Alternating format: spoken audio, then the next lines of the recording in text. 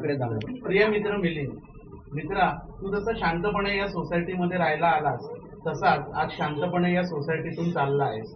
कुठे आवाज नाही, गडबड नाही, शांतपणा हा तुझ्या स्वभावातच बसलेला आहे. शांत राहायचं आणि आपलं काम करायचं, अगदी आवाज न करता.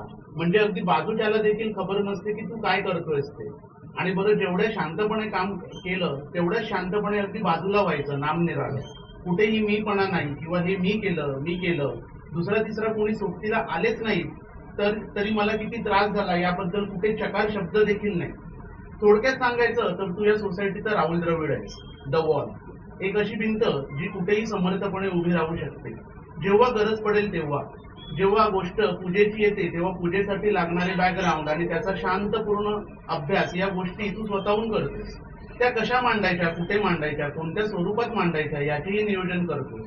बरं, हे सगळं केल्यानंतर कुठेही दिखाऊपणा नाही की हे मी केलं आणि त्याच्यासोबत स्वतःचा सेल्फी घेऊन मग सोशल मीडियावर टाकणं हे तुला जमत नाही आणि ते तुला आयुष्यात कधी जमणार देखील नाही. गड किल्ल्यांच्या बाबतीतही तसंच. जो गड बनवायचा आहे त्याचा बारकाईने अभ्यास, त्याचे प्रत्येक अंग तू तुझ्या घारीच्या नजरेतून टिकतोस आणि हुबेहूब त्याची प्रतिकृती तू प्रत्यक्षात उतरवतोस. विद्यामध्ये बनवलेले सगळे किल्ले आम्ही तुझ्याच नजरेतून तर बघितले. लहान मुलांना मोबाईल पासून दूर करायचं असेल तर त्यांना खेळाकडे वळवायला हवं हे प्रत्येक जण बोलतो, पण फक्त बोलतोच. तू त्या असंभव वाटणाऱ्या गोष्टीला स्वतःच्या कल्पनेतून एक संभाव्य स्वरूप दिलंस. 500 वर्षाहून अधिक इतिहास असलेला एक असा खेळ जो आपल्या विस्मरणात गेला होता त्याला तू विद्येमध्ये पुन्हा जिवंत केलंस. मोबाईलवर पटापट अंगठे फिरवून रील बदलणाऱ्या मुलांच्या हातात तू लाठीकाठी दिलीस. आणि फक्त मुलांच्याच नाही तर मुलींच्या देखील. मराठी मुली कुठेच कमी नसतात हे आपण इतिहासात फक्त बघितलं, पण विद्यामध्ये आम्ही तुझ्या नजरेतून ते अनुभवलं. समाजात बऱ्याच ठिकाणी 7 PM क्लब असतो. 7 PM क्लब म्हणजे काय की 7 वाजले की हातपाय थरथरायला लागतात आणि समविचारी लोक आपल्या तल्लख बुद्धिमत्तेचे तारे तोडत एकत्र येऊन बसतात. प्रत्येक प्रॉब्लेमचं सोल्युशन हे इथेच येऊन मिळतं हा त्यांचा ठाम विश्वास असतो. आणि असे 7 PM क्लब ठिकठिकाणी दिसतात.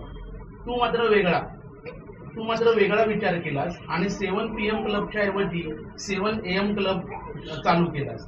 म्हणजे सकाळी उठायचं आणि धावायला लागायचं. धावलं नाही तरी चालेल पण चालायचं, आणि चाललं नाही तरी चालेल पण रांगायचं. शरीरात चरबीच्या स्वरूपात साठलेल्या आदल्या दिवशी खाल्लेल्या अनेक अनहायजेनिक गोष्टी घामाद्वारे बाहेर पडल्याच पाहिजे. तुझ्या 7 AM क्लब मधून इन्स्पायर होऊन लोक आता सकाळी उठून चालायला लागले.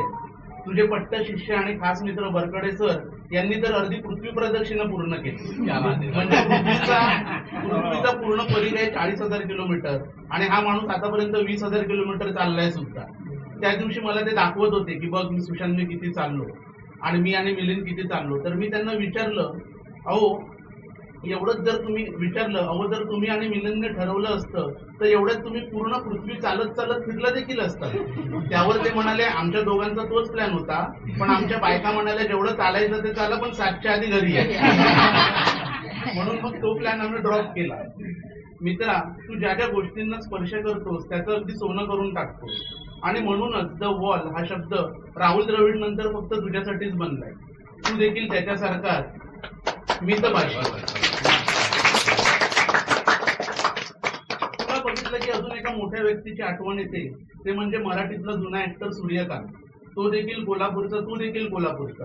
आणि तुमच्या दोघांची एक सवय मात्र सारखीच आहे, प्रत्येक वाक्यानंतर हसायचं. हे म्हणजे सूर्यकांत कसा, त्याचा एक सीन मला भारी आवडतो. एक माणूस त्याला पिक्चर मध्ये सूर्यकांतला विचारतो, काय हो कुठं चाललासा? त्यावर सूर्यकांत म्हणतो, जंगलात. हे तुझं बोलणं देखील अगदी त्याच्यासारखं, प्रत्येक वाक्यानंतर हे. आणि हे हसणं कृत्रिम नाहीये, ते नैसर्गिक आहे आणि ते सर्वांशी बोलताना एकसारखंच असतं. हे त्याच व्यक्तीला जमू शकतं ज्याच्या मनामध्ये इतरांसाठी राग, लोभ, मत्सर यासारख्या गोष्टींना अजिबात स्थान नाही. आज काही अपरिहार्य कारणामुळे तुला विद्या सोडून विनयमध्ये जावं लागतंय. तू विनयमध्ये येणार म्हणून श्रीराम मोरेकर एवढा खुश झाला आणि त्याला राहून राहून हेच वाटत होतं की विद्याचा सिंह आला म्हणजे आता दिवाळीचा गड देखील आपल्यालाच येणार. पण त्याला हे माहिती नाही की तू आणि तुझी फॅमिली फक्त शरीराने तिथे राहायला जात आहे आणि तुम्ही कितीही लांब गेलात तरी तुमची मनं मात्र विद्यामध्येच घुटमळत राहणार. विद्यामध्येच घुटमळत राहणार.